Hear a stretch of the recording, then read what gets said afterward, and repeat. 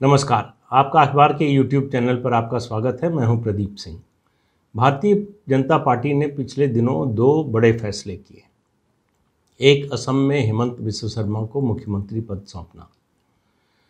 हेमंत बिस्व शर्मा करीब 6 साढ़े 6 साल पहले पार्टी में आए और अब मुख्यमंत्री के पद पर सुशोभित हैं।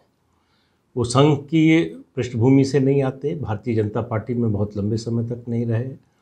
और दूसरा फैसला जो किया वो शुवेंदु अधिकारी, जो टीएमसी से भाजपा में आए चुनाव से कुछ महीने पहले, उनको पश्चिम बंगाल में प्रतिपक्ष का नेता बनाने का फैसला। अब ये आप कह सकते हैं कि इसमें कोई बड़ी बात नहीं है, बड़ी स्वाभाविक सी बात थी। हेमंत बिस्व शर्मा ने जो है बहुत काम किया पार्टी के लिए। 6 साल में नॉर्थ ईस्ट में पार्टी को खड़ा करने में बहुत बड़ी भूमिका निभाई। असम की जीत में भी उनकी बड़ी भूमिका थी। उसके अलावा शुवेंदु अधिकारी के आने से, खास तौर से नंदीग्राम का जो संग्राम जिस तरह से हुआ, उसने ममता बनर्जी को मनोवैज्ञानिक रूप से ही सही, कम से कम भले ही सरकार उनकी बन गई हो, 200 से ज़्यादा सीटें फिर मिल गई हों, लेकिन नंदीग्राम में अपना चुनाव हार जाना ममता बनर्जी के लिए बहुत बड़ा धक्का था। और वो संभव हो सका सिर्फ शुवेंदु अधिकारी के आने से। तो जो बदलाव आया माहौल में, उसमें बड़ी भूमिका थी शुवेंदु अधिकारी की। तो ये दोनों बातें तो सही हैं, लेकिन इस तरह के फैसले भारतीय जनता पार्टी में आमतौर पर होते नहीं। होता ये है कि कोशिश ये होती है कि जो कार्यकर्ता हो, लंबे समय से पार्टी में रहा हो, या फिर जो संघ की पृष्ठभूमि का हो, उनको मुख्यमंत्री पद या इस तरह के बड़े पद सौंपे जाते हैं। ये ऐसा नहीं है कि पहली बार हो रहा है, इससे पहले भी कई बार हो चुका है। अगर आपको याद हो, दो किस्से तो मैं आपको अभी याद दिला सकता हूँ। एक यशवंत सिन्हा का है। यशवंत सिन्हा 90-91 तक चंद्रशेखर जी की सरकार में वित्त मंत्री थे। 1992 में जब अयोध्या में विवादित ढांचा गिरा तो राज्यसभा के सदस्य थे, और वहाँ भारतीय जनता पार्टी के खिलाफ जो कुछ बोल सकते थे, जितनी बुरी बातें कह सकते थे, फासिस्ट से लेकर जनतंत्र विरोधी और जो भी कहा जा सकता था, सांप्रदायिक, सब कुछ उन्होंने कहा था।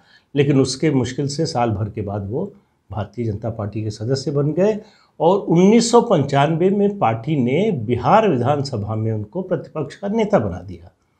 अब उसके बाद से उनकी तरक्की होती रही। आप देखिए, उन्होंने बड़ी अच्छी तरह से स्ट्रेटजी के तौर पर इस्तेमाल किया पार्टी का। वो समझ गए कि यहाँ संघ और संघ के जो दूसरे संगठन हैं, उनमें अगर आपकी पकड़ अच्छी हो तो आप भारतीय जनता पार्टी में ऊपर जा सकते हैं। तो उन्होंने उस समय पकड़ा स्वदेशी जागरण मंच को। स्वदेशी जागरण मंच उस समय अभियान चला रहा था विदेशी कंपनियों के खिलाफ, मल्टीनेशनल कंपनियों के खिलाफ। उसके साथ हो गए और स्वदेशी जागरण मंच के लोगों के साथ छोटी छोटी जगहों पे घूमे। धर्मशाला जैसी जगहों, धर्मशाला या इस तरह के छोटे होटलों या छोटी जगहों पर रुके, यात्राएं की। गाड़ी मिली तो ठीक, नहीं बस से भी किया। ये सब किया, उससे बड़ा प्रभावित किया। तो नतीजा ये हुआ कि 1998 में जब सरकार बनी अटल बिहारी वाजपेयी के नेतृत्व में, बीजेपी की, एनडीए की, तो उस समय जसवंत सिंह के दावे को दरकिनार करके यशवंत सिन्हा को चुना गया, उनको वित्त मंत्री बनाया गया। अब आप देखिए कि उनका जो ये मेल मिलाप था बीजेपी में, वो दो तरह के होते हैं। एक दूध और पानी का, दूसरा पानी और तेल का। तो उनका लगता था उस समय कि ये दूध और पानी का मिलन है। ये भारतीय जनता पार्टी के बिल्कुल जो है धुरंधर नेताओं में हो गए हैं, बड़े अंदर तक पहुंच गए हैं, विचारधारा से पूरी तरह से जो है उसमें रंगे पगे हैं। लेकिन और उस समय प्रधानमंत्री अटल बिहारी वाजपेयी और डिप्टी पीएम लालकृष्ण आडवाणी दोनों के चहेते हो गए थे। पार्टी में बड़ा सम्मान था।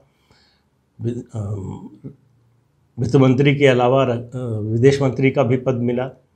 लेकिन जैसे ही सरकार गई, उनका धीरे धीरे पार्टी से उनकी दूरी बढ़ने लगी, और एक स्थिति ये आई कि वो पार्टी के विरोध में जो कुछ हो सकता था करने लगे। आखिर में पार्टी उनको छोड़नी पड़ी। पहले कोशिश करते रहे पार्टी उनको निकाल दे तो वो शहीद का दर्जा प्राप्त कर लें, लेकिन ऐसा हुआ नहीं।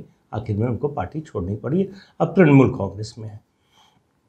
दूसरा उदाहरण बिल्कुल हाल का है, और आपको याद हो तो पिछले चुनाव में, पिछले से मेरा मतलब है 2015 के चुनाव में, दिल्ली विधानसभा के बीजेपी ने किरण बेदी को प्रोजेक्ट किया मुख्यमंत्री के रूप में।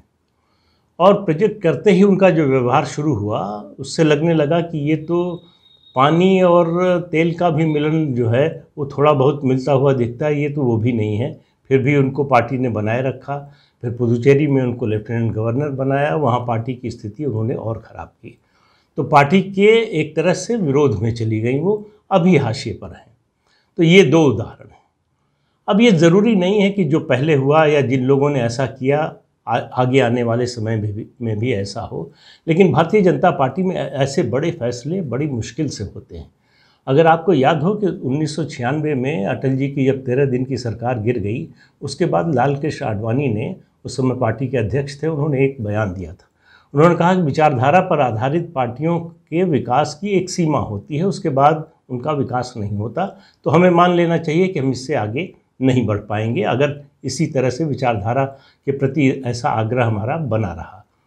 1996 में कोई पार्टी बाहर से आई नहीं, केवल उस समय जॉर्ज फर्नांडिस जो है उन्होंने समर्थन किया था, अकाली दल पहले से था और शिवसेना थी, उसके अलावा कोई आया नहीं समर्थन में। तब रज्जू भैया जो सरसंघ चालक थे, उनकी, आडवाणी की और वरिष्ठ नेताओं की बैठक हुई और उसमें एक फैसला हुआ कि पार्टी अपने जो कोर इश्यूज़ हैं उनसे थोड़ा समझौता करेगी, उनको छोड़ देगी। तो आपको याद हो कि 1998 के चुनाव में जब एनडीए बना तो एक एजेंडा फॉर गवर्नेंस बना और उसमें भारतीय जनता पार्टी में अयोध्या में राम जन्मभूमि का जो मुद्दा था उसे छोड़ दिया, कश्मीर में अनुच्छेद 370 का मामला छोड़ दिया, इसके अलावा पार्टी ने कॉमन सिविल कोड का भी मुद्दा छोड़ दिया। तो ये तीन जो कोर इशू थे पार्टी के उन्होंने छोड़ दिया। 98-99 में पार्टी को सरकार बनाने का मौका ज़रूर मिला, लेकिन उसके बाद से पार्टी लगातार नीचे चलती गई, क्योंकि जो विचारधारा के कारण पार्टी में जुड़े हुए थे वो धीरे धीरे घर बैठ गए और उसका नतीजा सबको दिखाई दिया। उसके बाद 2014 में जब नरेंद्र मोदी आए, अमित शाह आए, तो फिर जो बदलाव दिखा, विचारधारा के प्रति जो आग्रह बढ़ा और उसके प्रति झुकाव बढ़ा, उसका नतीजा हम सबके सामने है।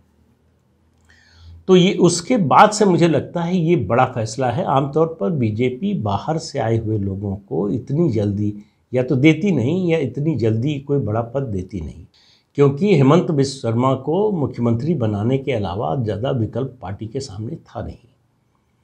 एक डर भी था कि अगर मुख्यमंत्री नहीं बनाए, 6-6.5 साल हेमंत बिस्व शर्मा ने इंतज़ार किया। पहले कांग्रेस में इंतज़ार करते रहे, उसके बाद 6-6.5 साल भाजपा में इंतज़ार किया और पूरे नॉर्थ ईस्ट में भाजपा को खड़ा करने में पूरी ताकत लगाई। कभी शिकायत नहीं की, कभी पार्टी के खिलाफ कुछ नहीं बोला, कभी गुटबाजी की कोशिश नहीं की, मुख्यमंत्री का साथ हमेशा देते रहे। ये कभी नहीं दिखाया कि वो एक पैरेलल पावर सेंटर बन गए हैं, इस तरह का काम उन्होंने नहीं किया। तो उसका पुरस्कार भी आप कह सकते हैं। और दूसरा, हेमंत बिस्व शर्मा के साथ 3 खूबियाँ हैं। एक, वो बहुत अच्छे प्रशासक हैं, उनके पास जो मंत्रालय थे उसका कामकाज देखकर, उससे पहले भी कांग्रेस में भी जब मंत्री थे तब का भी कामकाज देखिए तो उससे ये छवि दृढ़ होती है कि बहुत अच्छे प्रशासक हैं। दूसरा, बहुत अच्छे संगठन करता है। और तीसरा, बहुत अच्छे वक्ता और साथ साथ लोकप्रिय जन नेता हैं। ये तीनों खूबियाँ जो है बहुत कम नेताओं में होती हैं। हेमंत बिस्व शर्मा में है, तो इसलिए कहना चाहिए कि ये कांग्रेस पार्टी की ओर से या ख़ास तौर से राहुल गांधी की ओर से बीजेपी को सबसे बड़ा उपहार है। अगर कांग्रेस पार्टी से निकलने पर मजबूर न करते राहुल गांधी तो वो शायद कभी बीजेपी में आते नहीं और ये बीजेपी को इतना और बड़ा और ऐसा नेता नॉर्थ ईस्ट में मिलता नहीं।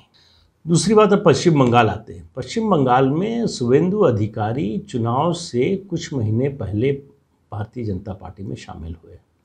उससे पहले तक वो ममता बनर्जी के दाहिने हाथ माने जाते थे। नंदीग्राम का जो आंदोलन हुआ, उसकी जो ज़मीन तैयार करने वाले नेताओं में सबसे प्रमुख नेता शुवेंदु अधिकारी थे। तो बीजेपी को लगता था कि उनको तोड़ने का मतलब है एक हाथ ममता बनर्जी का टूट गया है, लेकिन वो पूरे प्रदेश में तो नहीं टूटा, लेकिन नंदीग्राम में ज़रूर टूट गया। ममता बनर्जी ने चुनौती दी और नंदीग्राम से चुनाव लड़ने पहुंच गई। उन्होंने घोषणा भी की कि अगर मैं हार गई तो राजनीति से संन्यास ले लूँगी, लेकिन वो इस तरह की बातें चुनाव के दौरान सभी लोग कहते हैं। उसका कोई ज़्यादा अर्थ नहीं होता, लेकिन वो चुनाव सचमुच हार गई। वो मुख्यमंत्री जो तीसरी बार चुना जा रहा है, सत्ता में आ रहा है, और पिछली बार जो 211 सीटें थी, माना जा रहा था कि ये अधिकतम है, इससे ऊपर टीएमसी नहीं जाने वाली, उसको भी पार कर गई, वो अपनी सीट हार गई। तो ये एक बहुत बड़ी मॉरल विक्ट्री कह सकते हैं बीजेपी के लिए थी, और ममता बनर्जी के लिए एक तरह की बहुत बड़ी साइकोलॉजिकल डिफीट थी। इस बात को वो अगले 5 साल तक भूलने वाली नहीं है। उसके लिए वो उसका बदला भी लेने की कोशिश करेंगी, और बार बार ये जताएंगी कि नंदीग्राम के लोगों ने उनके साथ अच्छा नहीं किया। लेकिन वो तो ममता बनर्जी की बात है, वो क्या करेंगी क्या नहीं करेंगी अलग है। लेकिन बीजेपी ने ये जो फैसला किया, वहाँ पार्टी के, देखिए पश्चिम बंगाल में पार्टी का कोई बड़ा जनाधार पहले था नहीं। आप इसी से अंदाज़ा लगा लीजिए कि 2016 में 10 साढ़े 10% वोट मिले थे, 3 विधानसभा की सीटें आई थी। उछाल मारा पार्टी ने 2019 के लोकसभा चुनाव में, जब 42 में से 18 सीटें मिल गई लोकसभा की। तो वहाँ से उम्मीद का उम्मीद का कहें आसमान है, वो बहुत बड़ा हो गया। तो पार्टी को लगा कि अब अगर थोड़ी और मेहनत करें तो विधानसभा में सत्ता में आ सकते हैं। वो उसमें क्या हुआ, कैसे नहीं आई, क्यों हारे, क्यों ममता फिर जीत गई, इस सब का विश्लेषण हम लोग पहले कर चुके हैं, तो उसमें उस विवरण में इस समय जाने का कोई अर्थ नहीं है। लेकिन शुवेंदु अधिकारी का नेता प्रतिपक्ष बनना बीजेपी की रणनीति में एक बहुत बड़ा बदलाव है। बदलाव इसलिए है कि ये जो इस चुनाव में ममता बनर्जी बार बार कह रही थी कि ये बाहरी लोग हैं, इनके जो नेता हैं वो बांग्ला नहीं बोलते हैं। हालांकि पार्टी की जो प्रदेश अध्यक्ष हैं दिलीप घोष, वो बांग्ला बोलते हैं, बहुत से और नेता और जितने सांसद हैं वो सब बांग्ला भाषी ही हैं। लेकिन बाहर से जो नेता, दिल्ली से जो नेता जाते थे, जाहिर है वो हिंदी में भाषण देते थे। तो एक जनाधार वाले नेता का, और 2016 से पहले आप देखें तो दिलीप घोष को कोई प्रदेश में भी, देश तो छोड़िए प्रदेश में भी जानने वाले ज़्यादा लोग थे नहीं, लेकिन प्रदेश में कम से कम पश्चिम बंगाल में शुवेंदु अधिकारी को जानने वालों की संख्या, तादाद बहुत बड़ी है। तो ये एक स्ट्रेटजिक शिफ्ट है। अब ये शिफ्ट जो है वो पुराने अनुभवों को दोहराने वाला बनेगा, इतिहास दोहराएगा, या फिर ये नया जो है अध्याय शुरू होगा, ये देखने की बात होगी। लेकिन बीजेपी ने, ऐसा लगता है अभी वर्तमान में, हम भविष्य की बात तो जानते नहीं हम आप, लेकिन वर्तमान में ऐसा लगता है कि रणनीतिक दृष्टि से, राजनीतिक रणनीति की दृष्टि से दोनों जो कदम उठाए हैं ये पार्टी के लिए फ़ायदेमंद साबित हो सकते हैं। दोनों नेता ऐसे हैं जो ज़मीन से जुड़े हुए नेता हैं। हेमंत विश्व शर्मा के बारे में आप कह सकते हैं कि बहुत महत्वाकांक्षी हैं, लेकिन वो अपनी महत्वाकांक्षा के लिए विघ्न संतोषी नहीं बनते, ये अच्छी बात है। ज़्यादातर नेता होते ऐसे हैं कि अगर आप वो जो मांग रहे हैं नहीं मिलेगा तो विद्रोह करेंगे। अभी तक हेमंत विश्व शर्मा ने ऐसा कुछ दिखाया नहीं, आगे चलकर क्या होगा पता नहीं। और उसी तरह से शुवेंदु अधिकारी मृदुभाषी हैं, बहुत महत्वाकांक्षी नज़र नहीं आते, और पार्टी के साथ जुड़े हैं तो पूरे तन मन से जुड़े हुए हैं। तो इसलिए उम्मीद करना चाहिए कि एक नया अध्याय दोनों राज्यों में शुरू होगा। इस बात को हमें नहीं भूलना चाहिए कि ये 2 राज्य ऐसे हैं जम्मू कश्मीर के बाद, जहां माइनॉरिटी या मतलब मुस्लिम मतदाताओं की संख्या सबसे ज़्यादा है। असम में लगभग 28%, बंगाल में लगभग 30%। तो ऐसे में पार्टी के लिए ये एक नए नेतृत्व का आना, जिनका संघ से संबंध नहीं है, ये अच्छा भी है। और शायद अगर संघ के लोग, अब बाकी पार्टी इनको अपना लेती है उसी तरह से, तो अच्छा होगा। अदरवाइज़ अगर इनसे दूरी बनाकर रखती है तो शायद इनके लिए भी मुश्किल होगी। अब इन दो फैसलों से, 2 नियुक्तियों से पार्टी ने 2 संदेश दिए। एक, जो लोग बाहर से आ रहे हैं, दूसरी पार्टियों से आ रहे हैं, उनके लिए संदेश है कि भाई हम बाहर से लाने वालों को लाके डंप नहीं कर देते। ऐसा नहीं है कि ले आए जब ज़रूरत थी, जब माहौल था उस समय लेकर आए, उसके बाद भूल गए। ऐसा नहीं है। अगर आप में योग्यता है, क्षमता है, आगे बढ़ने की आपकी इच्छा है, तो आपको उस हिसाब से पुरस्कृत भी पद के अनुसार किया जा सकता है। तो अब उम्मीद बहुत से लोगों को होगी और ख़ास तौर से मुझे लगता है कि ज्योतिरादित्य सिंधिया के लिए ये सबसे अच्छी खबर है। उनके लिए भविष्य में 2023 में ऐसा होगा कि नहीं पता नहीं, लेकिन उसके बाद कम से कम मध्य प्रदेश का मुख्यमंत्री बनने का रास्ता खुल गया है, ये मानकर चलना चाहिए। तो और दूसरा संदेश ये दिया है पार्टी ने कि अगर आप पार्टी में बहुत लंबे समय से हैं और आप में क्षमता नहीं है, आप परफॉर्म करके नहीं दिखा पाते, पार्टी को आगे नहीं ले जा पा रहे हैं, तो केवल इसी योग्यता के आधार पर आपको पद नहीं मिलेगा कि आप पार्टी में लंबे समय से हैं या संघ की पृष्ठभूमि से आए हैं। तो एक तरह की प्रतियोगिता, जो बाहर से आए हैं, जो अंदर हैं, उनके बीच अगर ये स्वस्थ प्रतियोगिता बनी रहे तो अच्छी बात है। नहीं तो इसके लिए जो है बहुत से लोगों का ये भी कहना है कि भाजपा का जो है कांग्रेसीकरण हो रहा है, लेकिन मेरा मानना है कि भाजपा का कांग्रेसीकरण कभी नहीं हो सकता। भाजपा भाजपा ही रहेगी। उसका बड़ा कारण है राष्ट्रीय स्वयंसेवक संघ का होना, जहाँ से जिस आवे से तब कर लोग निकलते हैं, और भारतीय जनता पार्टी में ऐसे लोगों की भरमार है, बहुतायत है।